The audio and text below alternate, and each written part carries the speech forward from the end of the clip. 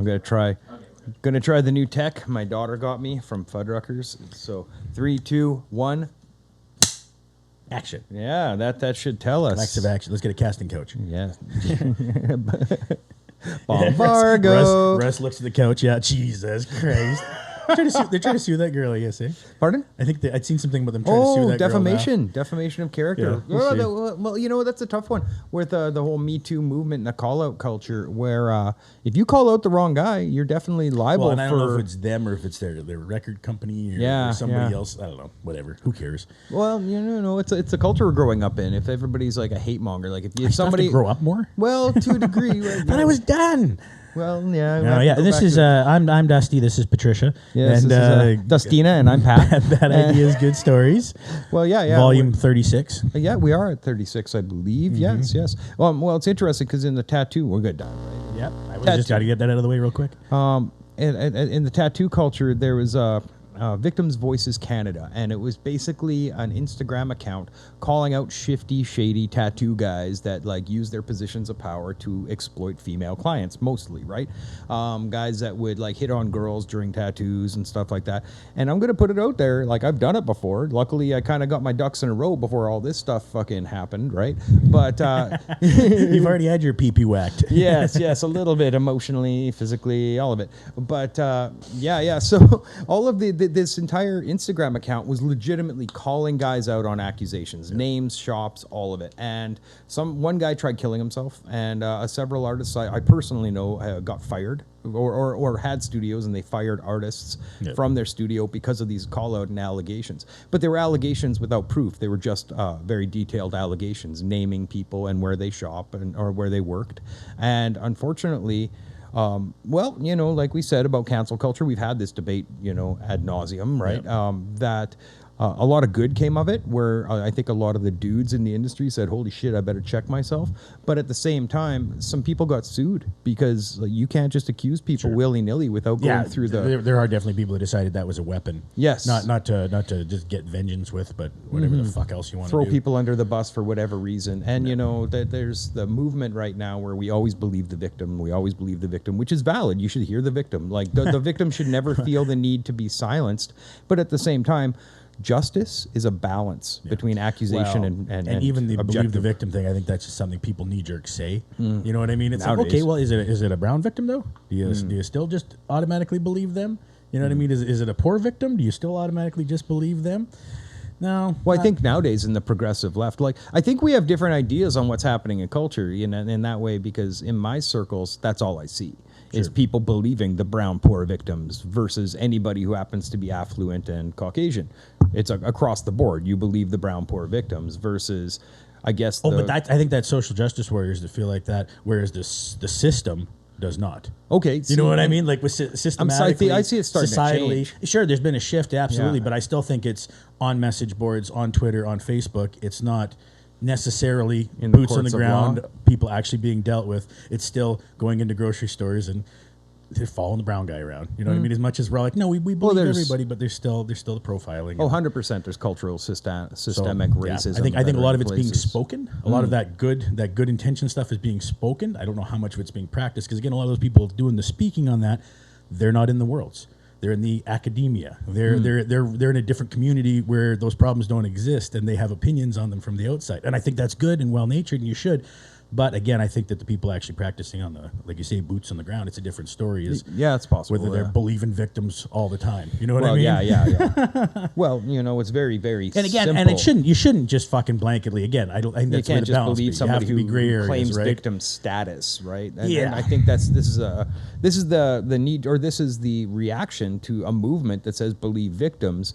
Then people believe that victimhood is powerful, and they claim victimhood, and they become what the victim heroes. Yeah. Well, and you've seen that. Oh, first off, that's every narcissist you ever met, right? You're either or, right? You can never be anything else. You're not a casual observer. You're either the victim or the hero. And as soon as you can't be the hero, you have to be the victim. And I can't remember where I was just seeing this, but I was watching that kind of unfold where somebody was doing that, and And I was like, man, that is just the most narcissistic shit you can do. You're here because of your actions, but then you're still going to try and claim victimhood because of even being held accountable. And you see it with like the affluenza. You know what I mean? It's the rich white kids that Brock Turner, you know, like they get away with horrendous fucking things, and then well, I didn't know better because I was rich and I didn't know consequences. And well, and at the same time, I think a lot of the contemporary social justice movement are a lot of, at least the people that I see in my community and the people I engage with, are a lot of otherwise privileged people that are almost inventing victimhood complexes. Totally. That have been, I'm a victim and you need to respect me because victimhood is powerful. Insane is it's, again, people have recognized that power on both ends of the spectrum. So you can claim that you're part of a group, and if you didn't have a place to belong and fit in, all of a sudden if you're a victim, you can be a part of that group of victims or maligned individuals. Or if you're on the right, as soon as you can claim that even though you're the one doing the oppressing in every single aspect of your life, that the chance that you can finally get the Karens of the world, for example, when they're told to wear a mask, the place they don't want to, well, that's victimhood for me. Now I'm being oppressed. And then they can grab, and they do the same thing as the other side. But again, it's to hide the gross thing they want to do. And yeah. It's narcissism. It's wild. It's gaslighting. It totally is. That's it, right? That's the core of all of this, is rational people who have world experiences and friends of different ilks and know that there's gray areas of life don't do those kind of things, generally speaking, right? The ones you see doing it are these fucking weirdly tiny pocket living motherfuckers, right? That like just don't have anything outside of what they know. Their traveling still was always in the bubble of being a tourist. It's not even engaging, like just as an example of how I see a lot of these people fucking develop, because it's like you can live to the same age as me and still not have the same world experiences as me, because we go and do the same thing and we engage in them differently. Right? I don't mind getting muddy or bloody or dirty or whatever it is when I'm doing the thing. And a lot of people go, oh, that's the end of the trail though. Sign says here. This is as far as we go. Okay, cool. Well, I'm going to go a little bit further and do my own thing. And we're in the same place and not nearly the same fucking experience. And it just is kind of a lame example of this. Like I remember even going to Belize and like finding these fucking pyramids and shit that are out there, that they exist, everybody knows about them, but like climbing to the fucking top and sitting up and meditating and shit, and there'd be 3,000 other people, and it was in a very big park, walking through that same area that same day. Nobody else is doing it. You're lucky you were allowed to. A lot of those heritage sites are shutting people down. Well, they are now, them. yeah, right? Well, yeah, exactly. And again, a lot of that is because of crazy amounts of traffic on it, just wearing them the fuck out. Like, just wearing them out. But it's because everybody's staying on the same path and pounding down this. Those things existed for thousands of years without anybody wearing them out, right? But we got to, like, cattle be herded into this part and stand here between these ropes and be herded down that part. And I get that's what it is, but it's also like, that's not the fucking experience I want. Well, man, I went to Chichen Itza when I was in Mexico, and Chichen Itza was a huge, I think it was like Mesoamerican like temple structure and like civilization based around the temples. And it's funny how much they tried to minimize the actual functionality of some of these temples. Like there was the sacrifice temple in particular. So they would load people up and then just like behead them, tear their hearts out, let the blood pour down the stairs, toss the heads down the stairs, and they just have like a conveyor belt of human sacrifices to fertilize the ground. They had another little area that was covered with carvings of skulls on the side, and that's where they would literally put the heads of the sacrifice victims on poles to show people this is what we do here. This is what we do here. What was it? There's this game that they play, and the two teams get in there, and they have to hip check the ball through this little tiny hoop. The amount of skill that you'd have to get it through that fucking hoop is insane. The winners got sacrificed. So they downplayed that whole element of the sacrificial and like the spiritual stuff. For this is where they held the corn and the grain. And over here, that's a temple. And that's almost like a whitewashing of it, to be like it's a counter reaction instead of no, they were just savages. This is all they did. No, we have to show that there was a society and it all existed here. But then you don't talk about the other thing. Again, that's that well-intentioned unbalancing of facts, right? Yes, exactly. It's writing the history books. You're trying to do the right thing. You're trying to not make them just look like, well, it's not what it's all about. But you're like, yeah, but the whole building was built for this. Well, I know it wasn't what they were all about, but that's what this building was built for. Let's talk about the facts, what was it? There's a tattooer down in Mexico, and he's like tribal goth kind of guy. Like his face is like half black and shit. And his whole trip is like the dark element of his culture and like the sacrificial, sort of like the equivalent of like the Viking guys that are really about like, oh, to conquer and Odin and gods of war. This guy's like blood gods, and he talks about like the culture of the Aztecs and the Mayans and the Mesoamericans before the colonialism. And I always thought when I was down there, like I've been down to Mexico a couple times, I'm like, I wish there was a goth tour that you could go on, and they would tell you all the dark and spooky shit, and you'd be like, metal as fuck, you know. I thought that would be really cool. I had one of my. Well, it has to exist now. Oh, right, it has to. Yeah, now that I put it out in the ether, somebody start it and call me, and I will go down. Well, there that whole like dark tourist kind of culture thing has been around for a minute now. So why wouldn't somebody? Well, you go down there, and everybody's got tattoos and lots of skull stuff, and like Day of the Dead is a huge thing, like across North America right now. All the painted sugar skulls and all of that. So if you had a cultural like education about this is how we remember the dead. They go to the land of the remembered, and we light a candle every year so they aren't forgotten, and as long as they're remembered, they live in an afterlife of paradise. But as soon as they're forgotten, they go to the realm of the forgotten, and that's a whole other ballgame. Shit, that's interesting. Right? There's that, I can't remember, it's a line from a fucking song, but it's like, you only really die the last time someone says your name. And that's an interesting concept. I think about it a lot, and you know, especially my friends have died from overdoses and stuff. I talk about them when I get a chance. Like I mentioned it on the podcast here, and I like that idea. As long as they're remembered, they're going to be in a good place because we're keeping them alive, at least in our hearts. But yeah, the gothic tourism of like that culture would be very cool. It's like, because there's a whole culture of people that are into that kind of spooky shit, right? So we would go there. I did a tour like that in Paris, where they do like the Paris After Dark tour, and it shows like we started out in Point Neuf, I think it is like one of the little fucking islands there in the middle of the river that runs through everything, and there's a statue of a guy on a fucking horse. I can't remember which one it was, but you go down past the little statue of the horse and onto this little park, and they wouldn't really let us go into the park because they're like, yeah, it's tiny and it's small. There's still somebody's gonna stab you in there, so just fucking chill out and just stay here on the edge. But when you turned around, like you walk through this little stairway and you turned around and look back up at the bridge that kind of runs over top of you, there's these heads all carved into this wall. And this was, again, I'm terrible at fucking telling this story because I can't remember who it was, that the king or whatever. But these were the beheaded heads of his wife's lovers. Oh. And so she'd take one and he'd cut their heads off, and then he'd carve their heads into this fucking wall, and this was her garden. And let this be known that if you hump my wife, I will kill you. Well, and he's got it, so she knows every fucking day when she's sitting out there in the park, like looking at her fucking flowers, it's all her dead lovers staring down at her. So that's where it started. And then he went to Notre Dame, which again at night when it's all fucking lit up, the archways are just, it's fucking incredibly creepy, and like the stories being told with the demons and angels and everything fighting each other along there and climbing Jacob's ladder and fucking whatever. It was really intense. But we ended up at the street corner where the last vampire, air quotes I'm using here, in Paris was caught. And this was, I remember hearing about this in the 90s, but this was somebody who was claiming to be a fucking vampire and was killing people and like basically a serial killer. Yes, and said they had lust for blood or whatever. Yeah. And this is where they caught this person, I guess, was on this fucking corner. So, and there was other shit we did too. But there's a market for that. It was fucking fun. Did you go to the catacombs at all? No, I didn't, because that was a different part of town that I didn't get to. But yeah, that would have been fucking dope. See, I've heard about side of the city from where I was. What is it? I forget. Kutnahara in Poland or Czechoslovakia. I don't remember which it is. And it's the bone church. And during the plague, there were so many bodies and like so many bones and body parts.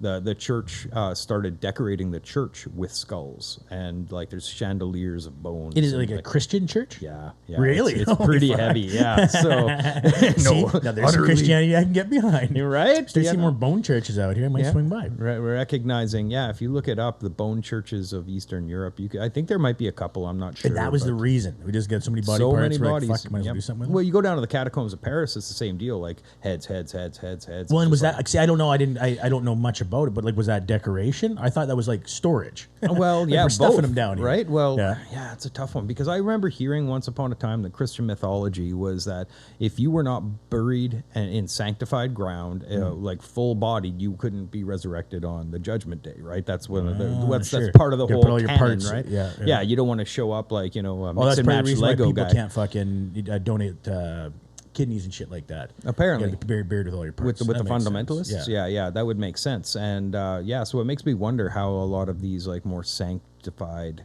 what is it, catacombs or mausoleums or churches could desecrate the human corpse and decorate with that kind of stuff. It's That's kinda interesting. Yeah. Well, okay, that makes me ask more then now. Like, or was it everybody? You know what I mean? We're just taking everybody's bodies. Where they're like, nah, we know which ones we're using for making the walls look better. We got graveyards for the other ones. I wonder. Exactly. Nice skulls and the bad skulls. Yeah.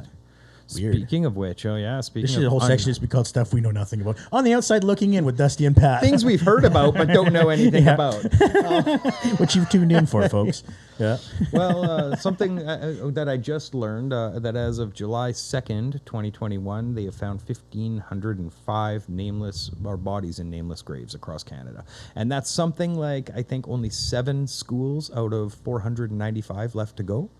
In 7 schools, they found 1,500 children. So this kind of led me to that, where I was wondering about the Christian belief in like the sacredness of a proper burial.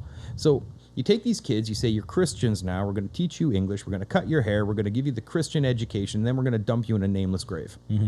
So did you really ever believe in what you were doing? Yeah. Because if you're just throwing kids in a mass grave, that's not sanctified ground. That's not a proper burial. Those families were never informed. Well, and to be fair, though, I mean, I don't think there was anything in the scripture that said you were supposed to rape those kids to death either. Well, that's a loophole. So it's all new territory. You know what not, I mean? It's Do we not, give them a regular burial when we're the reason that they're dead? Yeah, exactly. Well, that's fucking. I'd seen a little snippet thing on Facebook, kind of made me also not necessarily smile about it, but like, yeah, that's the fucking perspective we should have. It was 2 kids talking about this over breakfast. The parents are like, yeah, this sort of thing happened. And they said, well, how come they didn't have grave markers for any of the kids? And the 9-year-old, without missing a beat, is like, well, you don't mark something you're trying to hide. And then just keeps going back to her cereal, hey? And I'm like, fucking right. That's exactly right. There was never an attempt to fucking make any of this right. Because, well, and again, they thought what they were doing was right. They thought that they were pious and righteous, and this is how you beat the savage out of somebody. Well, okay, so this is the thing. I had a friend I was having this discussion with, and he had the counterpoint. He's like, well, you got to keep in mind, you have a whole bunch of, like, people that haven't been exposed to, I guess, Western versions of like cleanliness, cleanliness is next to godliness and all that stuff. So you have a bunch of kids together, and if one gets tuberculosis, they're all going to get tuberculosis and they pass away. But that could explain a few. That could explain some. But at the same time, if they were real Christians, why didn't they give them a Christian burial? There's all those other reasons. Yeah, exactly. Yeah. Even if it was 100% due to just everybody just got sick and died. That's all it was. Exactly. Why the mass burials? Why are you burning them? Why weren't the families informed? Exactly. None of that makes any sense. And again, if that's the case, then why does not every other elementary school in our province, for example, have a graveyard behind it? Mm-hmm. Why do not all of them? Because I would assume that settlers at about the same time, maybe it wasn't the same percentage and the same numbers, but they'd still be getting tuberculosis, and there'd still be children dying. If it's ravaging one community, it's probably going to touch other ones. Where are the child graves at the elementary school I grew up in? Yep. Or the ones the ones that have been around 100 years. Not necessarily every 1970s we opened this elementary school. Well, but there were still these fucking schools were going until 1996, right? So my school was built 30 years before that. Yep. So they were still building the residential schools at the same time. No, there's some brutal stuff, and I think when we talk about social justice, one way or another, this shit's coming down fast. Mm-hmm. And it's in they're like, whoa. Right now in Saskatoon, actually, it made national news. There's been a few things that hit national news from Saskatoon. Was a woman vandalizing the Catholic Church down by the river. I think it was St. John's Cathedral. She went with red paint and bloodied hands all over it. They were children, and it was fake blood all over their signs and stuff like that. And this actually happened across Canada. Church vandalisms blew up. There was a church outside of Edmonton that was actually burned, which I think there was probably more than one, to the point where Trudeau there, he came out and said, can we stop vandalizing and burning churches? That's not a good way. He made a call out for the Pope to come to Canada and address this stuff. What's a bigger crisis for the church to deal with right now? I don't give a fuck. Exactly. Because if they admit, they don't give a fuck. Precisely. What brown people don't like us? Shitty. Why aren't they Christian? Yeah, the people that we tried to beat and murder for generations. Oh man, you take a look at what the conquistadors did down to the Mayans and the Aztecs. It was fucking horrific. Yeah, horrific. carrying a cross the whole time. Yeah, and exactly, because There's a papal bull. If you look up the term papal bull, I think it was called the Doctrine of Discovery, put out by the Vatican. And it's essentially said, if you come across a people that aren't saved, they aren't human. And they're no better than animals. So you can treat them as you would treat an animal. And of course, you know, the church has a horrific history of human-centric behavior that you can treat the environment. There'd be a massive museum dedicated to just the torture tools they would have invented. You know what I mean? Yeah. we customized and totally figured out how to make the Iron Maiden work perfectly. Yeah, yeah. Or how to just hurt you without killing you, that kind of stuff. So yeah, they would you know, have their dogs tear apart babies in front of the parents. They would be like impaling people on spikes, like all kinds of horrible things in the name of Christianity.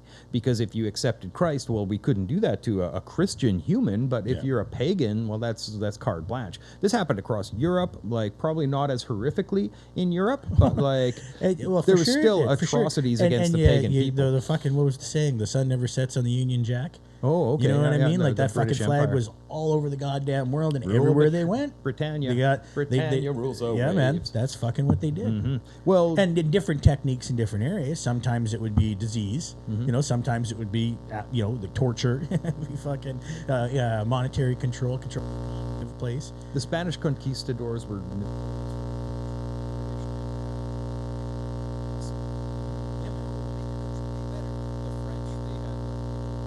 parish kind of deal. The Dutch had a very horrific, like King Leopold II, if you take a look at what he did with the Congo. Yeah. What is it, the Republic or the Republic of the Congo? Yeah, chopping off people's hands if they didn't collect rubber for his personal fiefdom. He set it up as like, I rule this place. You people are all my slaves. If you don't work, I will chop your hands off. And what are you going to do? Because I've got the guns and you don't. You get stumps. Yeah, exactly. So the Dutch, the French, the Spanish, and the English were the honchos of colonialism. And hell, we're speaking English. Yeah. It's 2021. I only speak English. Successful colonialism. Yeah, right.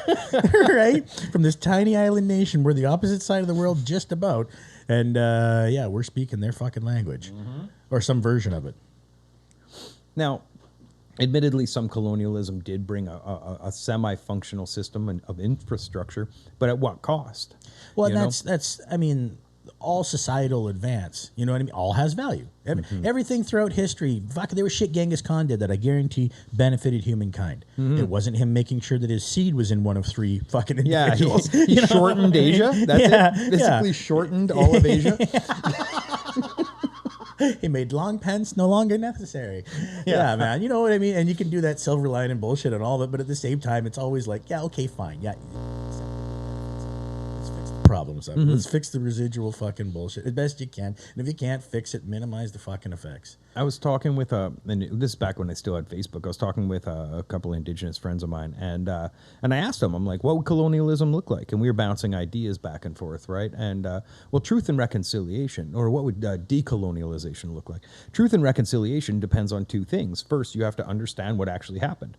All of Canada needs to understand what actually happened to the indigenous people here as a result of colonialism. And reconciliation is, where do we move from here, right? And we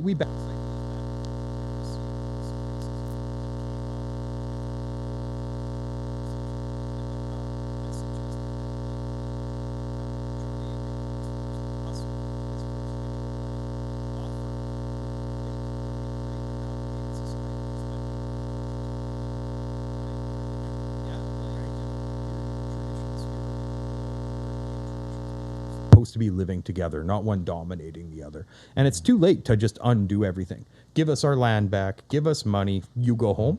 Yeah. Well, that's not going to happen. Yeah. Let's just but you can still consider it a business merger then, right? You can still do it in the same way you would have to if you're trying to make two fucking conglomerates not work as monopolizing an industry.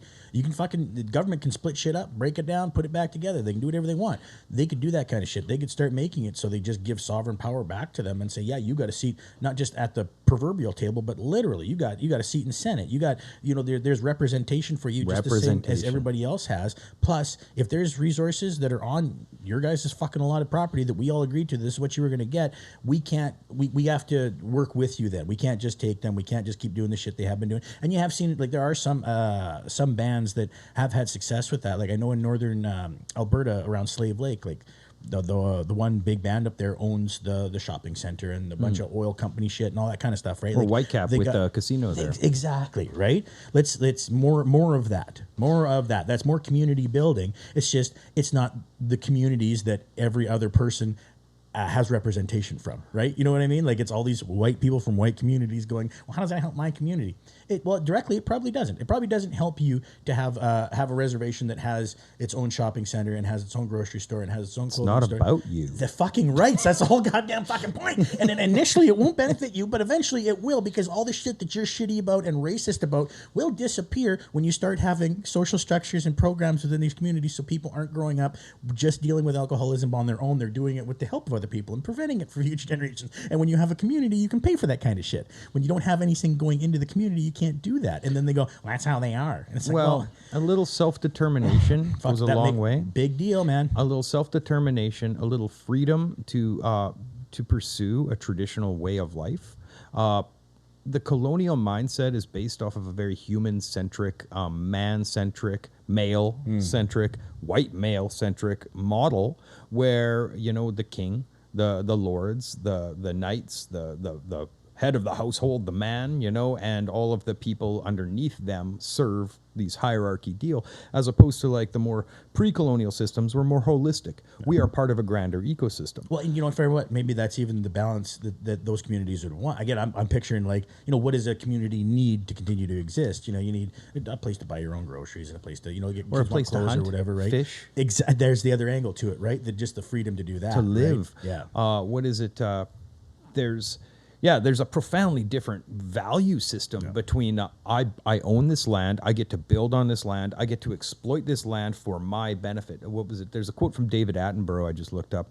Instead of controlling the environment for the benefit of the population, perhaps it's time to control the population to allow the survival of the environment. And indigenous cultures around the world recognize that we were part of a grander ecosystem. Yeah. Only colonial systems said we're going to divide everything up. It is now property, and we can exploit our own property as much as we want. Right. I don't understand why there is such thing as crown land. Why is there crown land? That is the property of the royal family. That is the property of the crown. That's what that means. Okay, well then that should that's the Queen's land we're on, folks. Queen's land, yeah. So that's a perfect example. There's a ton of crown land in Canada. That's what can be given back. When they say, give me my land back, well, what about we take it off the crown, and that's now indigenous land? And even and they can the defense of that was it, right? That was the defense of crown land. Was that, well, that's conservation land then? Cool. Right? Give it to the people without an invested interest in conserving it. You can't sell off crown land to build pipelines. You can't sell off crown land to sell to Nestle to take their water. And give it to the custodians of the land, because I really believe around the world, and it doesn't matter if you're in Australia, New Zealand, Europe, North America, the indigenous cultures were the custodians of the land because they recognize we're part of a grander ecosystem. And it's what they're attached to. It's where they as a people came from. So that's where their lineage goes.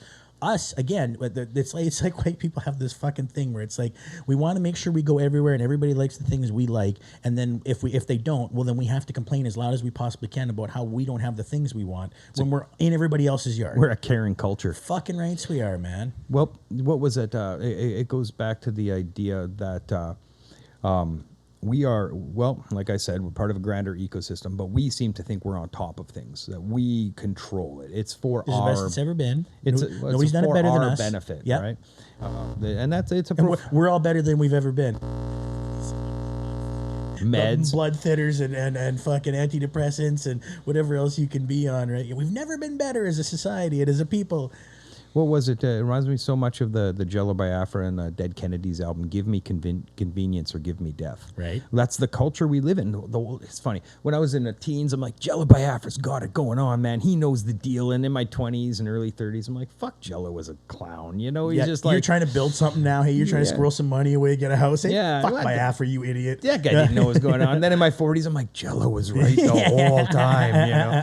And so, yeah, give me convenience or give me death. And that's where we're at. If we can't have a 7-Eleven on every corner, you know, then we lose our shit. If we don't have easy access to We're even losing our transportation. 7-Elevens. Yes. The one on fucking Broadway's a nutters now. Yeah, What well, kind of fucking- gentrification bullshit is that? Yeah, right? Getting rid of a 7, I'm putting trying up to a get a health fucking food the place. grossest hot dog I can possibly get me, and you're going to give me some fucking quinoa. Yeah, quinoa. Come on. Well, like, it'd be great if we could make like tasty quinoa free. You know, put those in the hoods. Well, that's what do they call them? Food deserts. You know, you can Yeah. go to a pre-gentrified Well, that's what I was hood. picturing with the reservations I've been to. Many of them are. Many of them They don't just have the don't have a grocery 7-Eleven equivalent, like store. If confectionery. you've got a convenience store, yeah, yep. it's just junk food. You got to and, make like- a trip into town to go get anything other than a jug of milk or a loaf of bread. Well, I forget who I heard it from, and he had a very good point in this lecture, and he pointed out, and I wish, future reference, if I find his name, I'll bring it back up, but he said that if our sustenance and our life depends on the forests and wildlife and the river, we'll defend to the death the forests and wildlife and river. But when our sustenance depends on infrastructure and water and grocery stores and convenience stores, then we defend to the death that those structures that provide us with our Well, luxury that's and our always convenience. what I've thought of everybody I know that gets like knee jerked about like, well, we should try and use more green energy. Well, you trying to just take away my fucking job? And it's like, no, I'm not. It's about you. Again, the first thing they picture is their struggle. They're going to be they'll be deficient all of a sudden, right? Because of this new thing that's going to fucking, well, I got to try and keep up. I've worked so hard to get here, and well, I guess it's what it Well, is. I'd like to It's clue not people about in you. that 2 years into a pandemic, we survived without nightclubs. We survived without a lot of the what is it called? The luxury, the convenience that we were previously used to. And we still had a fuckload of it. Yeah, It was yeah, trimmed yeah. back significantly. And Trimmed we're still back. very convenient. Oh yeah, exactly. And so I'm waiting to see what comes out the other side, because this pandemic, I think, was just like a big toe in the water. We didn't get dumped in. We didn't like really. It's not a fucking Walking Dead scenario where we're like, holy shit, there's a real pandemic. If you touch those fucking people, they will infect you. Yeah. That's the next. That's a chronic point. wasting's going to get us with that. Okay, sure. No, I'd seen something recently, somebody talking about that, be like, it's zombie deer. And I'm like, well, chronic wasting disease has been around for a long fucking time now in Saskatchewan. Oh, okay. I don't know if you're familiar I'm not with that. familiar It's at all. kind of, I can't remember exactly if it's a fucking, if it eats the brain or if it causes a fucking fungus in the brain or some shit. Fucks with the brains of is it ungulates? The fucking like deer and shit like that. And then it can be passed to humans as well. And But they waste said like the it's brains? I think that's already happening to most of society. I think that is the I don't know this for a fact, but I think you'd have to eat the brain of the fucking animal to get it. And I mean there could be some components of it in the blood or whatever, I guess. But it's been in Saskatchewan for fucking years, and when they're concerned about like when the numbers are high, they'll get people turning in the heads of animals they kill to test them, right? So we can know because it's in the fucking brain, right? And but it does make the animals act kind of zombie-like, so they're worried. That was the article was concerned about that, and I was like, well, you know what? If it's going to happen here, makes sense. Well, if got you're our doing a lot smushy of brains ready to use, deer brain eating, I yeah. guess. You I've know. never had deer brains myself, and I've No. eaten plenty of venison, so I'm not sure who's including that in the fucking anybody who wants to become a zombie, I guess. There was a tick that was going around that if you got bit by this tick, it made you allergic to meat, which I thought was kind of an interesting shit. one. Where Weird. yeah, and that was a. That's some sort of survival mechanism for the tick. I don't know. It was just like why would a it do kind of that? like Lyme disease or Yeah. something like that, or Lyme disease or whatever it is that you. It's a consequence of just getting bit by this one tick that Shit. they were carrying this little virus. I'm like, oh shitty. Consequence But, tick. Yeah, but I don't know, man. I like to think that the ecosystem generally takes care of itself. That there's ebbs and flows to this thing. You know, if Oh, sorry. if I get sick, you know, I get a fever. and the body tries to burn off whatever's infecting me, right? You've been in Saskatchewan the last week, have you? Yeah, exactly. Trying to burn us the fuck off this or you planet. get the sweats, or you vomit, and it tries to purge whatever's causing that problem. And so the worse it is, the more you have to. Yeah. You know, There's the more we fight against it, the harder it's going to fight back. yeah, well, you know, we're like, I've said for a while, like, I don't want to get all apocalyptic, but we're like probably 2 minutes to midnight, if not closer, you know, like environmentally, climate wise, you know, war wise. The Hindus believe that we're living in the age of quarrel, or they call it the Kali Yuga, which is like the last degenerative age where people are at each other's throats. There's a death of spirituality that we're seeing the manifested, you know, symptoms of living in a decadent society that's completely lost. That's exactly it. That's that, because I feel like this has been a cycle that has happened before, but this is the one where we're also so technologically advanced that we could do better. We're not all cavemen. We're not all feudal fucking serfs fighting because the king commanded us to. We all have the technology and access, especially in North America, to information. That none of us have to be illiterate. None of us have to be ignorant, right? But there's still plenty of illiterate, ignorant people out there. Yeah, because those people with the money choose to let it happen. We have access. Oh, there's control. Absolutely. Yes. It's purposeful with some people to keep them in line, keep them just dumb enough to do it. And some motherfuckers are just proud of it. Some people leaning to the idiocracy version of the future where they're like, no, I don't give a fuck. You can't tell me what to do. Well, because they're preoccupied with I, me, and mine, and their sense pleasures and all of that stuff. I'm going to have 20 kids, even though I can afford 2. That kind of idea. And then I like to call myself a conspiracy realist, because I'm not going to, well, I don't. Because I'm delusional to begin with. Yeah, I don't jump off the deep end. I like to do things that I like to come up with theories or believe in things that can be well sourced, that have been, you know, declassified information. You put together these blocks, and it's a pretty simple fucking manner. You've got societies, secret societies. It doesn't even need to be fucking secret societies. There's a documentary on Amazon. Oh, Jesus, on Amazon Prime right now, and it's I think it's called Wealth Culture or something like that. And this one guy in this documentary, he's talking about, yeah, I went to Harvard, and they're like, well, what kind of stuff did you do in Harvard? He's like, what we do in Harvard, we learn to control the world. You know, and that's what they groom you for in Harvard, is you learn to control the world. You're going to be a politician. You're going to be a lawyer. You're going to be an accountant. You're going to be one of the elite aristocrats of North America, at least. And those Ivy Leagues it's never your marks. It's never just your marks. It's never just your community service. It's never just your commitment. Your it's heritage. Who's your grandfather? Breeding, yeah. Yes. Where are you old money? Are you new money? We don't trust new money. Even if you got more money than us, you're not allowed in our country club, in our golf club, or even in the certain rooms of the cigar lounges and stuff like that. Jay-Z and Beyonce's kid still won't have the same kind of pull as George Bush's kids. Yeah. Yeah. Exactly. Even though there's going to be a wealth discrepancy, these people will be so much more wealthy, but they don't match the. And so when you get into the leather couches, the cigar lounges, the back rooms in like New York City or Massachusetts, and like all of these places, that's where those big decisions are being made.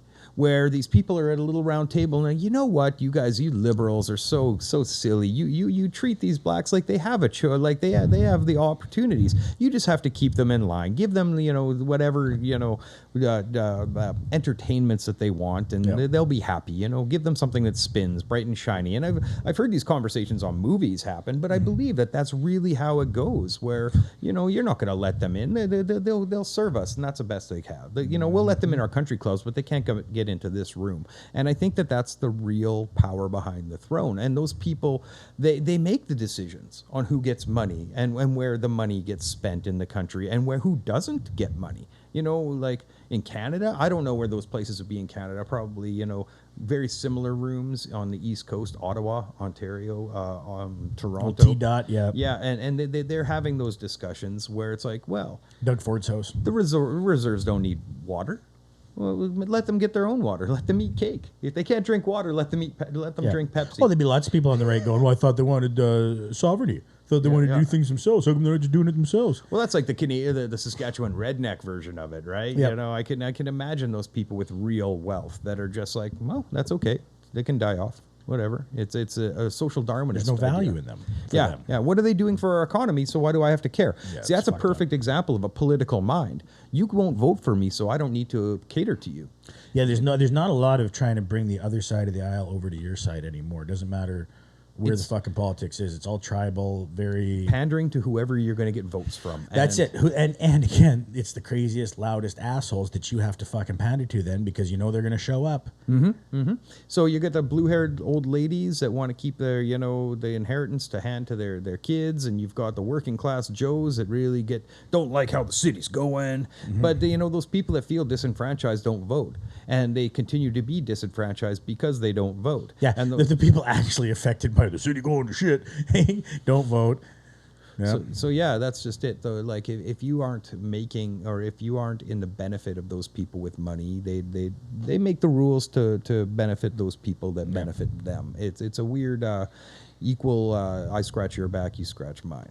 And I think that's where we talked about it earlier about the pharmaceutical cartels. I think that's where these companies like big tobacco, big oil, big alcohol, big pharmaceuticals, those companies make a huge amount of money. They give a huge amount of money to politicians to keep them in their pocket. They continue to milk us. And this goes back into my conspiracy realist. It's all about money, and people are just livestock. Yeah. I really believe people are livestock. And when we try to step out of those systems, increasingly it's illegal.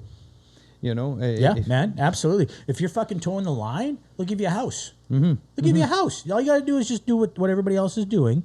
And eventually you can get a mortgage or you can get a car or whatever, right? You step out of those, you don't follow the same route, you're the same age, you've had the same kind of life experiences as somebody else, maybe even earned the same amount. Doesn't matter. You didn't do the hoops that they did earlier. And there are special little fun hoops that don't really give you anything, but show us that you're willing to play the game. I read in a book just the other day, just like a little snippet, Buddy goes to, I think it was Victoria, and he asked the police, he's like, so where can I sleep in this city for free? So I don't have any money, where can I sleep? And the guy's like, there might be some shelters. He's like, well, the shelters are full. Where can I sleep? Once upon a time, you could sleep on Crown land. You could squatters' rights, but that's been taken away. You can't sleep on a park bench. You can't sleep in a park. You can't sleep on public property or private property. Apparently, the only place that you could sleep would be in the middle of the street. That was the one place, and what's the? Yeah. And then they'll arrest you for disrupting traffic or anything. So technically, it's illegal to sleep overnight in the city for free. Now, on an economic level, if you try to step out of this exploitive system, you're forced to commit a crime. Just even by just sleeping on the lawn. Just going finding somewhere to sleep for one night.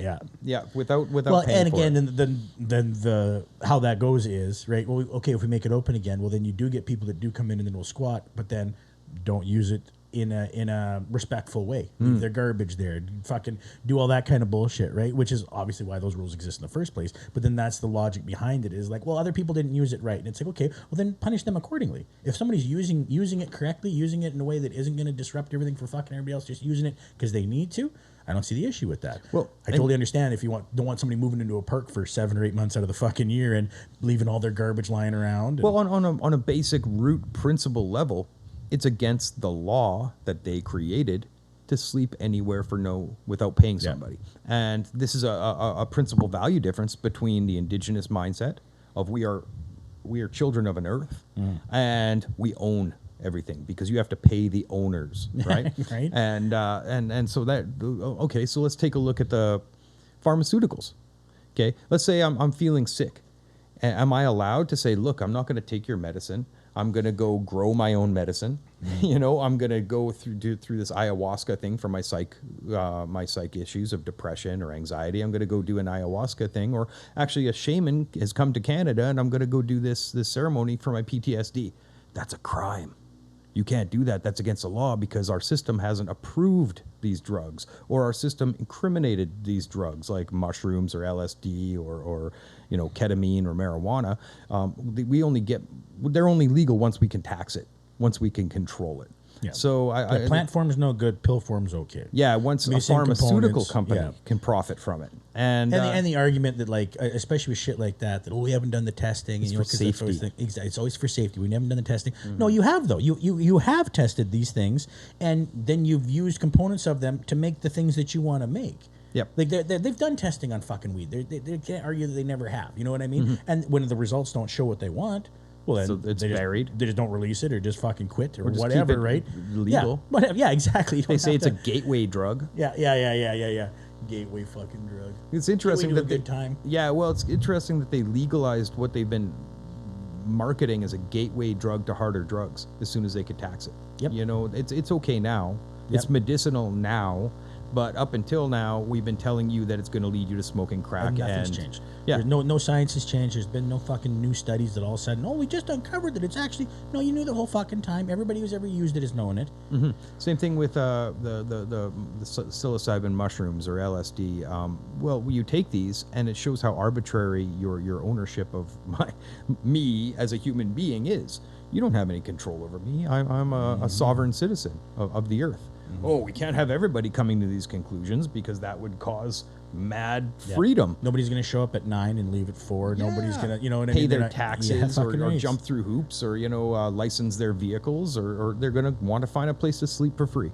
Mm-hmm. and that will upset the system. And to me, when I say I'm a conspiracy realist, when you recognize these things, you realize that there is a grand conspiracy to treat humans like livestock. And I'm get a little frustrated with it sometimes, Well, and I think anybody who starts getting any kind of control, and even if they didn't see that before, as soon as they start to see that, that's how they start to treat it. You become, you work at a company and you're just doing your fucking job and you get a position where you can actually get up the ladder and you become a manager or something.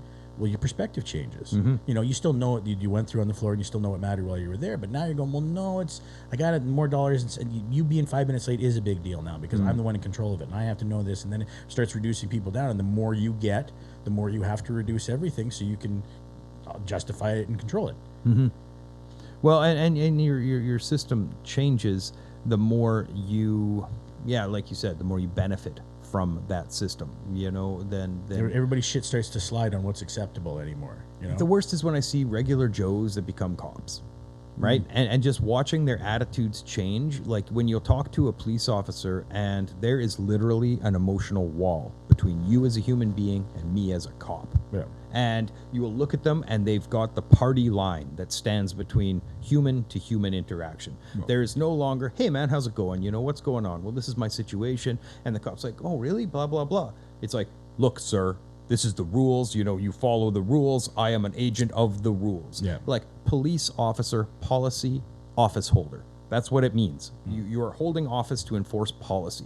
That's what a police officer means. And law enforcement is a lot different than keeping the peace.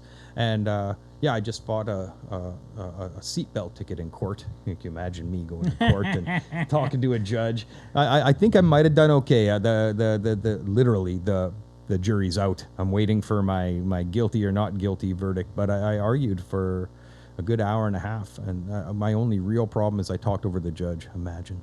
I don't care for that. Yeah, he's like, I talk, you listen. I'm like, okay, yes, sir.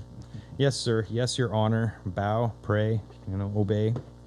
You're an authoritative, I guess. Yeah, right. You're an authority. Respect I'm glad your father blew deep, so you can be here today.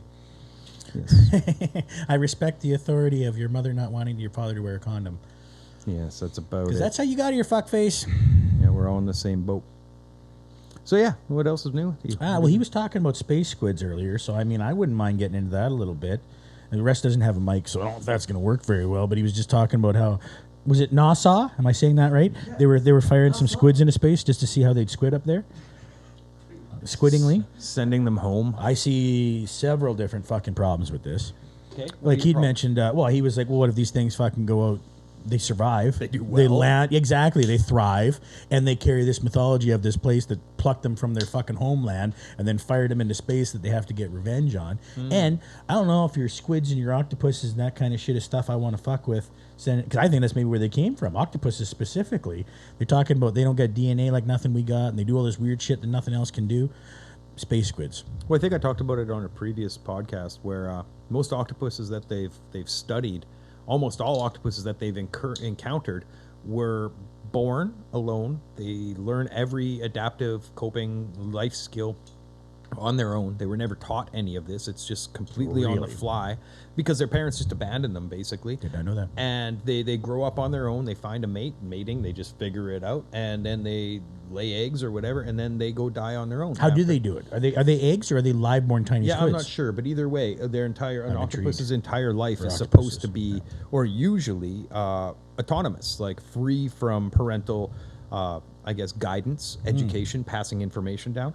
But they have found the first ever newly found octopus community where the elders are literally raising the young and showing the young how to adapt. Shit, And that's interesting. Yeah, this is how we camouflage. This is how we utilize tools. This is how we build And is that them like communicating and then being like, we'd learn so much more if we didn't have to fumble through the first half our fucking lives or entire life? Or yeah. I guess if you're entirely on your own, I think like maybe halfway you're sort of figuring it out. Can you imagine like when now octopus parents can show their children how to camouflage, how to hunt, how to work together? Can you imagine herds of octopus hunting? Here's what I see happening Christ. though: is if that works, then you develop a bigger society and they got structure and all that kind of shit like we got. Then maybe they kind of take over, But here's what I kind of think might happen, because like octopuses are like notoriously curious, right? They're always trying to figure shit out and getting in and out of things.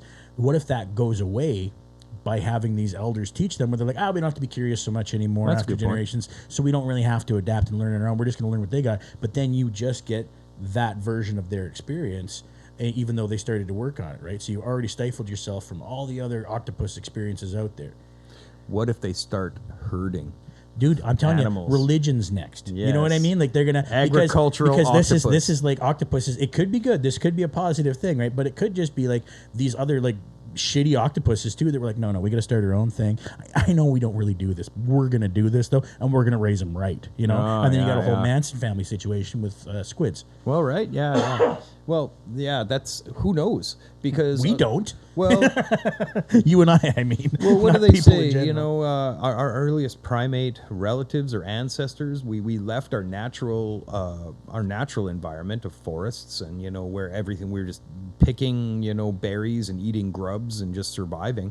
We ventured out onto the savannah, and we needed herds. We needed domesticated animals in order to travel large distances and survive, right? Or hunting skills would and be even another what's one. driving that? Is that curiosity that's driving us out of that jungle? Or this is what I'm picturing for all of these advancements that are like that, whether it's the Mayflower coming over or leaving the jungle as a monkey to move into the grasslands to try and live like that. I'm always seeing sexual deviance being kicked from the herd. Really? Is that that's what I think this shit's about, man, because it's like it could be, some new world shit you want to get out there and explore and develop, but that's a handful. That's your Edmund Hillarys of the fucking world, that kind of shit. The people that are going to group up and do it en masse, a lot of times that's just like, no, there's a religious sect that we want to start that's a branch of this, and usually it's something sexual that they want to fucking do. Oh, really? Like multiple wives or That's whatever the case may be? Pick a thing, right? Look at the, like, especially in the US. I want a you see younger some more and of that. younger wife. Exactly. Right? I want to live out the Handmaid's Tale, and I can't do it here, so let me fucking move. Well, see, that's what I think. I bet you these were like some fucked up shitty monkeys, and they're like, no, you guys got to live in the fucking desert and figure it out. Well, either that, or you have like some really tyrannical, violent sect, and there's those Could that be. don't really want to live with a tyrannical, or they run away. Oh, you refugee monkeys. Yeah, yeah, I could see another that being a situation for potential. that. This is our jungle. You get the fuck out. That's yeah. No, fair enough. That's like the whole Jewish experience, basically. Yeah, just constantly being kicked out of wherever you are, and then you forced get the to bigger learn how to guns. thrive. And I was just going to wonder, desert like, for 40 years. Is Israel still killing folks? I think they are. I There was a assume ceasefire, and but they just kept it up. I haven't heard a whole fuck pile on the news or nothing. But Interesting, eh? when you're a mega world power trying to crush a much smaller force, you can kind of control stuff like that a little The bit. big 7 media companies aren't reporting on what's going on in Israel? Oh, Yeah, how odd. That all make annual pilgrimages. Their owners do too. Yeah, exactly. Mecca. Yeah, anyways. Yeah, moving on. Space squids, right? Yeah. Well, okay. Well, I wanted to read this to you guys real quick. Sure. I was looking through my phone for things that I'd been writing down that I thought was funny, jokes wise, and sorry, just starting reading it is making me laugh. So this one I just titled "Your Dad, My Dad." Most of Your Dad, My Dad, and I've been kind of been comparing Be prepared to childhood be triggered. experiences with my girlfriend, who had a very fucking there's 5 girls in the family. Their parents legitimately are named Richard and Karen. You know what I mean? Like they're like Are they nice, happy? middle class motherfuckers, just nice people. Don't seem to fight amongst each other a whole bunch. Like you look forward to Thanksgivings is. Like interesting. they're into that, and I'm like, oh, that's new What's for that me. like? Yeah. Oh, let's find out. So we were talking about this one day. I was going through some of the differences of how we were raised. I said, for example, she didn't like that her dad wore the same white sneakers all the time. I didn't like that my dad would constantly shoot our dogs. So I don't know if that's the same weight Well, you know, trauma is constantly- relative. It's all relative. It That's is what I'm saying. relative. White It's- shoes, dead dogs. It's not what happened. It's Yeah. how it affected right. the and individual. when, probably, right? Yes. When you're young and Yes. she's seen these white shoes coming at her and she's like, I hate those. I hate and those I'm all like, shoes, man, Dad. I really cared Get for your that shit dog. together with your fashion sense. Yeah. We're just moving down the list here. Her parents would never let her get a driver's license, so they drove her everywhere because they were concerned about her. That's controlling. Mine got what the judge told him would be his last impaired or he would go to jail, so I had to drive him everywhere. And I was 15 at the time. He didn't have a driver's license, but he was convinced that because he had at one point had one, it was fine that me only having my learners drove with him. And I was like, no, that's not how the law works. But are you going to argue? I'm not going to argue with Animal about who's driving him home. Her parents would never let her on a motorcycle. Mine once called me a pussy for not being able to do a wheelie, then broke his femur while showing me how it's done. I fucking kid you not. Holy shit! But at least he wasn't a pussy. That's the important thing. Yeah, exactly. Yeah, because I couldn't do a wheelie. I was a pussy. I can't wheelie. It scares the fuck out of me. I'm just going to interject. Yeah. I see people on their fucking dynas, and I see them on dirt bikes fucking pulling wheelies, and I'll admit, I'm a fucking pussy. I am scared shitless to get that front wheel off the ground. I will not even, I would eat shit so hard. Yeah. I'm just, okay. So Yeah, no fair. Wheelie's not for everybody. I don't even understand burnouts, to be honest. Fucking unless you're doing a against, unless you're against a steady. I'm totally interjecting. Yeah. Unless you're against a steady wall, Yeah. there you go. But I see people doing burnouts. Like, how do they fucking hold their front brake and their throttle at the same time? I don't get it. I don't Gotta be, yeah. it's either or to me, multifaceted. throttle or brake, I right? can kind of run it with their fingers and hold it. Oh, is that what they're yeah, doing? Yeah. Yeah. And they usually got good brakes and they get right up on the front, right up on the tank, put all the weight there. It's hard to do though. Like fucking around Fucking for real. maniacs. Doing burnouts on motorbikes. Ain't Don't easy. be a pussy though. These are Yeah, life lessons. yeah, don't be a pussy and then break your leg, showing me how it's done. Orange juice is only to be drank as little sips in the morning just to get you going. Oh. You never drink a whole glass of orange juice in my old man's house. Well, it's It's expensive. just fucking rates it was. Just little sips to get you going in the morning, he would scream at me. I learned how to roll a joint while watching him roll a joint while he's driving. I also learned how to pop my ears by holding my nose and pushing out real hard. Not because of like changes in elevation from being in a plane, but from him shooting a gun from inside the cab of a moving vehicle. So you'd have to pop your ears after that a lot of times from the gunshots inside the car. Yeah, I remember And, the old poaching shooting. Nobody said poaching. Yeah, exactly. There's something that guy could shoot. And this was my Pull last, over, my Dad. last, Pull my over. last one. I'm gonna shoot that thing. Are you supposed to shoot that thing? It doesn't matter. You just shoot it. Yeah, he's doing it. And also that he had my youngest brother pull many of his teeth out with pliers because a trip to the dentist was a waste of time, as he put it. Well, if you could do it. So we all get raised differently, you know. That was my father, your father. Yeah, but you left her father out. But that's yeah, exactly. I think I talked about this. Oh, man, I'm doing a lot of revisiting old stuff because I don't remember what we've covered yet. The ACA, are you familiar with the ACE test? Adverse Childhood Experiences? No, I don't think so. Okay, so the ACE test, you can find it online, and it's a series of questions. I think it's like 10 questions, and or you get a score out of 10, right? So it's a pretty fast little test, and it measures on a scale of 1 to 10 how many adverse childhood experiences you experienced growing up. And my daughter and I were talking about privilege and how in her class, you know, these white boys in her class had so much privilege, and like the little queer girls were in the back of the class because there's so little privilege in their life. And I asked her to do the ACE test, and she did these questions. It was over dinner. She did the 10 questions. She's like, Dad, I've got 0 out of 10 on this test. And I'm like, that's because you've had no adverse childhood experiences. That's privilege. That's my friend. literally. Yeah. And then I'm like, and so mommy's friend so and so, he's got 8 out of 10, and he's a cisgendered heterosexual white male. Who do you think has more privilege, honey?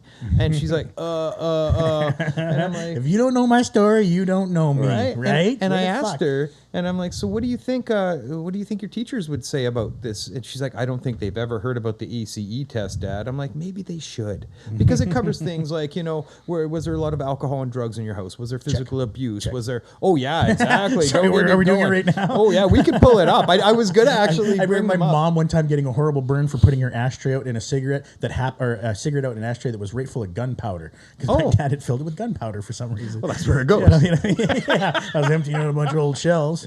Yeah, like you do. Like you do. I remember being, I think, 9 or 10 when I realized where to take a steak knife to a shotgun shell to empty out the gunpowder. For whatever reason, you might need extra gunpowder. You just do it right where the metal, and you just saw in there, and you crack it open. Yep.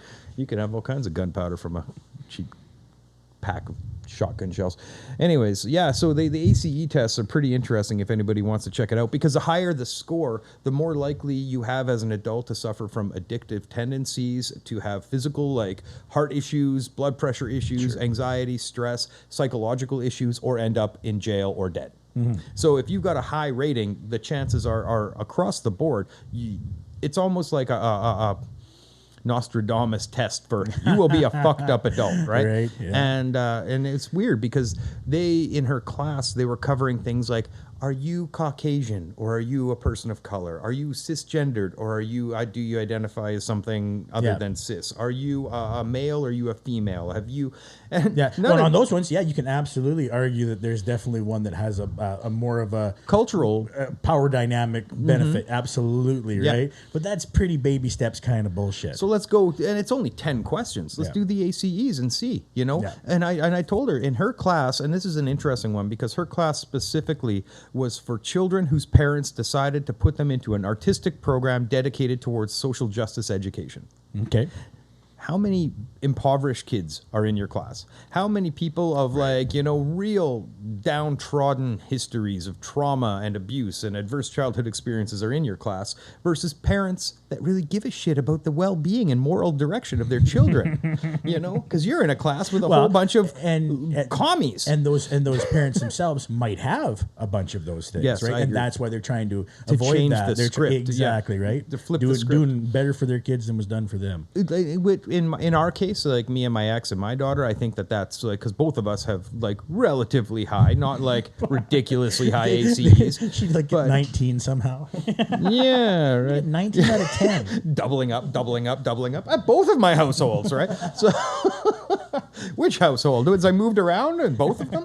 Yeah. So, a lack of stability is one of them. Childhood abuse, exposure to alcohol and drugs, early use of alcohol and drugs. All of that stuff comes into play.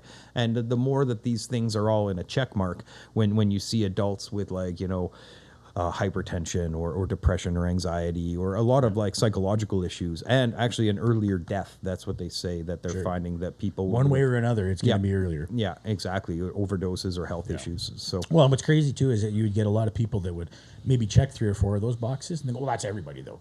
Well, everybody's old man didn't get them to pour whiskeys when they were kids. And it's like, yeah, but that's everybody on my street got punched. You know what I mean? Yeah. Like, that's not better. The neighborhoods I grew up in were different We than the rationalize it because me and my friends all have to go through the same thing. And we can't go and we're talking. How was things at your house? Oh, my dad beat the shit out of me today. And they go, what? Holy fuck, what? We're not allowed to hang out with you. But if you know your friends are fucking down, then you're like, well, it is what it is. I ended up hanging out with a group of people with very similar upbringings. Either their parents weren't around the house, their parents were smoking joints and drinking at home in front of all the kids. The parents were bug out lunatics, or and it's funny because we always end up on the streets and supposed to be hanging out, and we're like, hey, we're all the same kind of dudes, Right. and we all ended up being friends and liking the same girls who had the same daddy issues, and so yeah, we all grew up Birds with of a fucked up feather. So to me, I grew up thinking that's just what kids do. This is the lifestyle that kids live. What do you mean you didn't hang out on the streets and find places to break into and light shit on fire and spray paint and, like hustle and shoplift? That's what kids do, right? That's just what kids do. And I dated one woman. She's like, you were a bad kid. And I never thought. I thought it because I was the nicest one out of the people I knew. Yeah. I was the chillest one out of the people I knew, that my childhood experiences were nothing compared to the horrific environments I saw with my friends, that I was chill.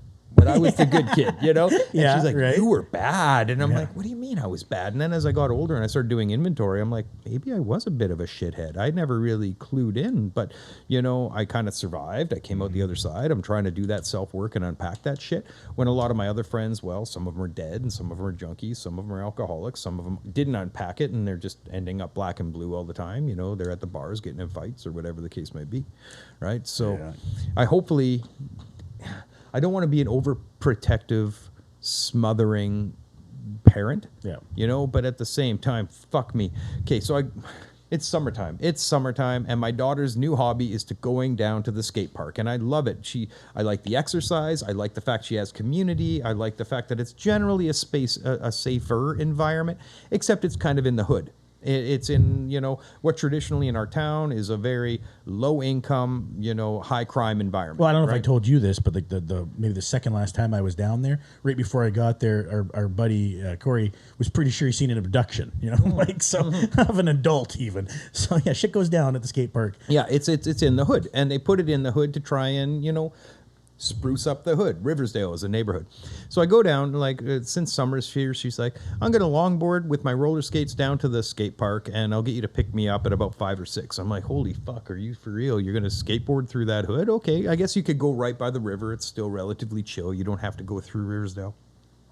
I show up at 5 or 6 to pick her up, and she's at a table of hood rats. There's only 2 out of maybe the 7 kids that actually have skateboards or roller skates or scooters. Just hanging out, the rest are just hanging out, vaping, swearing like sailors. And I walk up, and the first thing in my head is the movie Kids from 1995. If you've ever seen this, never seen it. Oh my god, it's a very controversial film because it's kind of it follows a day in the life of a lot of New York City unsupervised 10 to probably 17-year-old kids that are really into hip-hop and skateboarding and whippets and smoking and drinking and just the shit that these kids get into. Which are pretty cool guys. Well, it starts off because it reminded me of my friends when I was probably in my early 20s. We were a lot of them were into hip-hop and skateboarding and drinking and smoking blunts and all of that stuff. Minus the unprotected crazy sex and ultra violence that happens when you're hanging out on the street. Like me and my brother, we saw people getting their heads smashed against poles. We saw people getting their faces beat in, and that's just what happens when you hang out in the streets. That guy punched a pregnant girl, and her cousin showed up and fucking railed this guy through. That's what happens. So that's how that's dealt with. Yeah, that's how that's dealt with. If you're a pregnant woman, somebody's cousin's going to show up and kick the shit out of you. Or do anything that steps too out of the line because there's consequences. There's real consequences. But at the same time, the movie Kids was very much, you have these underage sexual predators that are just cruising for people to get laid with, and spreading HIV like crazy, and Jeez. Well, if you haven't seen it, it's a dark window. I love getting depressed. Yeah, well, it's a dark window into the potential of unsupervised kids in a big city. Have you ever heard of the movie Gummo? Same director. It's almost the same. Gummo, holy fuck! If you want to go down a dark rabbit hole, it's very much. Russ is nodding knowingly with a smile on his face. I'm like, no, I'm fine then. It's a fucked up film, Gummo, and what it is basically the same sort of deal where it's small Hickville, southern, Alabama, Mississippi kind of thing, in a trailer park that got destroyed by a tornado that they're slowly putting it back together. But it's the same thing, what a bunch of unsupervised kids does in a trailer park when they're just parents are too busy and they're dealing with their own emotional shit, so they just say, kids, go do your own thing. And so I worry about this because I don't want to be a smothering parent where I'm like, kid, you're not allowed to go do certain things. So I have to have the conversation. I'm really worried about your health, your safety, your well-being, and your peer group, which is why I want to know who, what, where, when, and how you were doing things, right? Yep. It's tough. It's a scary one. Well, yeah, it was funny because just as you're picturing that, I'm like, yeah, I'm picturing somebody losing an appendage, and then I was like, no, wait a minute, that was my younger brother. He definitely cut one of his buddy's fingers off with an axe with a fucking sleepover, and they were dead. Yeah, shit. And again, not on purpose. This was an accident, but an accident, if you will. Yeah, and that's even just out in hillbilly country. Imagine the trouble you can get into, and there's all the other things you can get into. Well, man, we used to break into buildings that we could. Abandoned apartment blocks. Oh yeah, we're gonna go crazy. This is our new hangout. We have torches. We're building torches and going through the what is it called, the boiler rooms. Ooh, it's like a dungeon down here. Yeah. Or we broke into the water treatment plant. Literally every day for the better part of a week, we took a hacksaw to the barred over windows or the barred over doorways. We went underground, asbestos hanging from the ceilings, big styrofoam gondolas with it was fucking insane in there. That's just what we did after school, hanging out on the streets. We got in trouble. We found things to go do, right? Crawling into the manholes, crawling across the underside of the bridges. There was a camp of any nook or cranny, eh? Right, we were little street rats, and there was kids literally that set up a summer camp in the middle of the Broadway Bridge, underneath the arches, in between the top layer and the bottom, and that's where they lived. And people would come and people would go, and they would. And you have to do that scrooch along the fucking thing to get over Crawl there. up, Fuck that. slide it's down. Legit river, Crawl day. slide down. And then we get to the middle, and hey, there's a camp of kids. They got like a little sterno stove, a bunch of like sleeping bags, and like people getting high and drinking under there. You know, that's just what we did from the time I was 14, Graham was 15 till I'm 47, and I'm still working on Broadway. I haven't left that street in like 30 years. I like that bridge. Yeah. So I thought that shit was just normal hang around life, but I dated a girl, and she's like, "You were a bad kid." And I guess, you know, the punk scene saved us because we had a little bit of a community eventually. Go to gigs, you know, and everybody kind of knew each other. Constructive to do. Yep. But there was still fucking lunatics. There was absolutely. There was crazy fucking violent people. There was like predators. There was like, you know, straight up criminals. You know, guys that would show up to gigs after robbing Dairy Queen. Fucking rights, man. Well, and like, and the shows generally weren't in like the nicest fucking venues or places. Then it was just being in the alley after those of that neighborhood. You know, like not even the fucking show. You just be around, and again at Walker's, guy pulling out a fucking shotgun on everybody out in front, right on the fucking street, 2nd Avenue. Like, holy fuck. Well, what people forget about all. Also, I do remember the one guy pulling a shotgun out of his pants at a show at Amigos too. Oh, you know, one of the hip hop nights, the guy had it down his sweatpants, swinging it around in the fucking club. That's how we do out here. Yeah, that's how we do out here. Yeah. Well, a lot of people in the fucking Brooklyn. Yeah, Saskatchewan.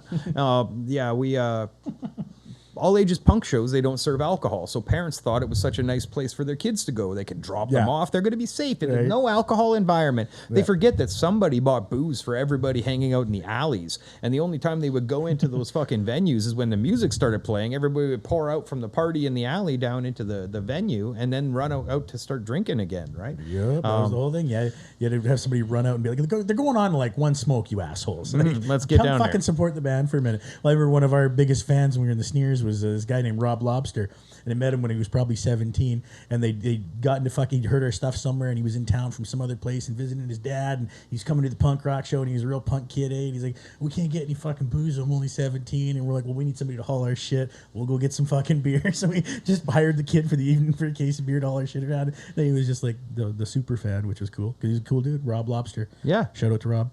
Well, okay, and that's what's weird. Like, you ended up having a community of people.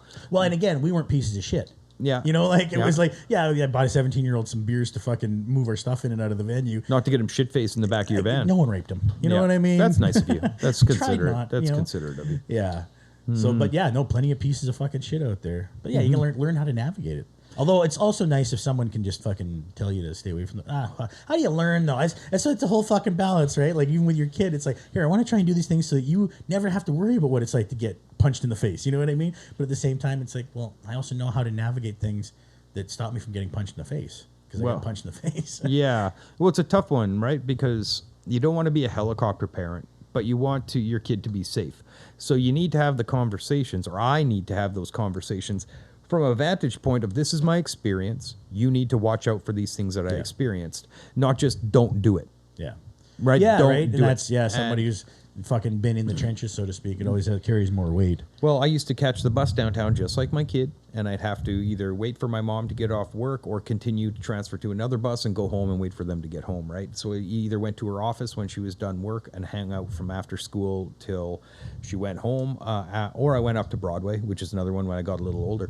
Man, I would get in so many fucking just about fights, shoving matches, almost robberies by just being downtown. And it hasn't gotten better in the last 20 years. You know, like, it's still just you though. Yes. Just causing fights all down the street. Looks like an Andy Cap cartoon, just fucking dust clouds rolling down the street.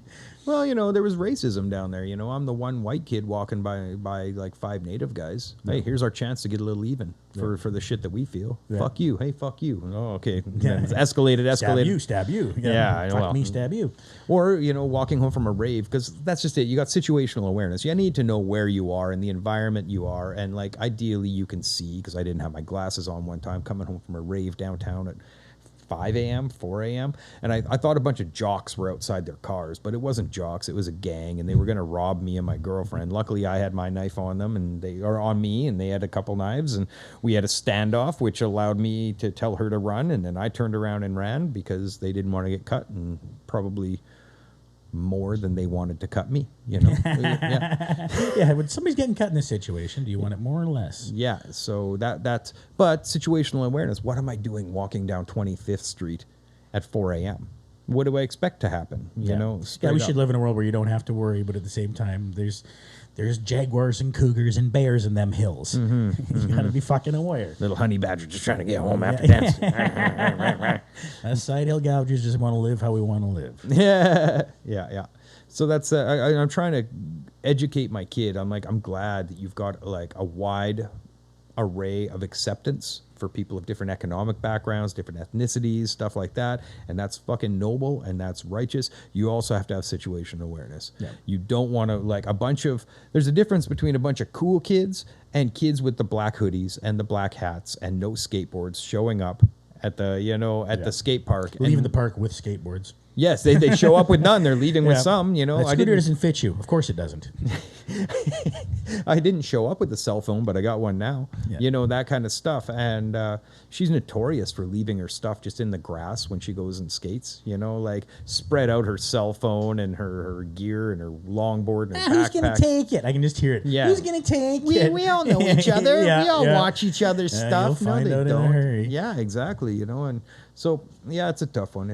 I told her I don't want her to go to Midtown Plaza without an adult in the mall somewhere. Mm-hmm. You know, if you want to go to the Midtown with your group of friends, that's cool. Somebody's parent needs to be there because it's not going to be a bunch of 13, 14-year-old girls wandering around that mall by themselves. Yeah. You know, I've heard enough reports of gang jump-ins, you know, or gang recruiting kind of stuff where kids will just beat up other kids. Yeah.